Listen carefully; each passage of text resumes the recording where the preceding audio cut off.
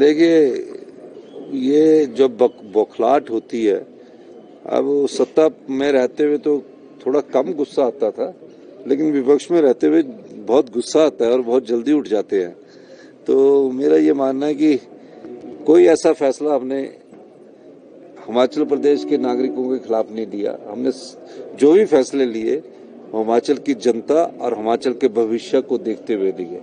हम ऐसे संस्थान नहीं खोल सकते जहां हम वार्ड वाई के सारे सिविल हॉस्पिटल चलाए, डिस्पेंसरियां चलाए। हमारे मेन हॉस्पिटल खाली हो गए, आईजीएमसी खाली है, जहां अभी आपका टांडा खाली है, नेर चौक खाली है, नाहन के जो मेडिकल कॉलेज है, रीजनल हॉस्पिटल खाली है। आप और संस्थाएं खोल रहे हैं, उस संस्थाओं से 2 डॉक्टर, 1 वार्ड बॉय भेज रहे हैं। शिक्षा संस्थानों में बच्चे नहीं है। 286 स्कूलों में तो एक भी बच्चा नहीं आया। 3100 कुछ स्कूलों, 3148 स्कूलों में एक बच्चा है 5 क्लासों को पढ़ाने के लिए।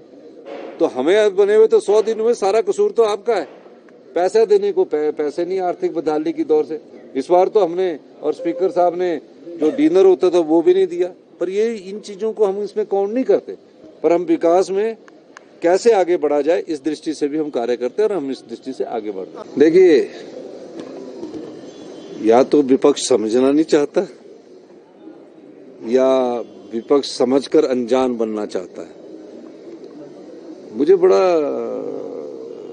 तो वो जब बिल पर चर्चा हो रही थी तो प्रावधानों पर चर्चा नहीं हो रही थी, राजनीतिक भाषण हो रहा था और कहा जा रहा था कि केंद्र की सरकार का ये बिल है। ये हिंदुस्तान का पहला ऐसा बिल है जिसमें बच्चा 0 से लेकर 27 साल तक, कोई भी हिंदुस्तान में 27 साल के ऊपर अनाथ बच्चे जो है, जो उनके माता नहीं है, जिनके पिता नहीं है, उनका ख्याल रखता है।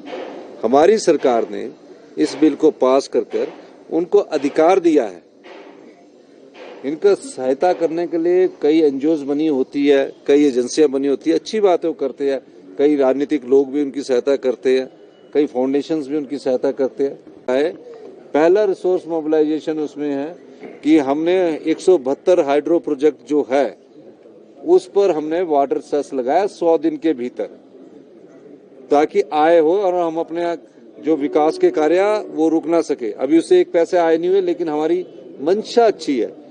फिर शराब के जो ठेके थे, शराब के ठेके 10% पर रिन्यू कर दिए जाते थे 4 साल से। हमने फैसला किया कि इनकी ऑक्शन होगी और आज मुझे खुशी है कि 40% की बढ़ोतरी के साथ वो ऑक्शन हुई।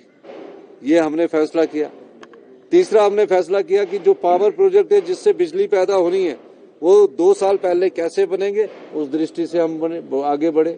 हम हिमाचल प्रदेश को अपने पैरों पर खड़ा करने के लिए कृत संकल्प है। हम दिन रात मेहनत हमारे मंत्रिमंडल के सभी सदस्य इसलिए कर रहे हैं कि हम हिमाचल प्रदेश को आने वाले 4 सालों में अपने पैरों पर खड़ा करें। इसके लिए हमारे मंत्रिमंडल के सभी सदस्य अपनी योजनाएं लेकर आ रहे हैं। बागबानों की स्थिति कैसे बढ़े, इस दृष्टिकोण से आज हमने ये सुधार किया है। तो हमने पहले ही कहा कि हम सत्ता सुख के लिए नहीं आए हैं, हम व्यवस्था परिवर्तन के लिए आए हैं। विधायकों की विधायक निधि बंद हुई लास्ट क्वार्टर की, उसका कारण ये नहीं है क्या मैं नहीं देना चाहता, मैं भी तो विधायक रहना चाहता हूँ। क्यों बंद हुई? इन्होंने ऐसी अव्यवस्था फैलाई है जिसके कारण हमको ये देखना पड़ रहा है कि कैसे हिमाचल प्रदेश अपने पैरों पर खड़े हो। जिस प्रकार से हमारे मंत्रिमंडल के सदस्य दिन रात मेहनत कर रहे हैं, उनकी एक ही इच्छा है, सभी मंत्रिमंडल और सभी हमारे विधायकों की भी और हम प्रदेश की जनता की, कि हमें अपने पैरों पर खड़ा होना पड़ेगा।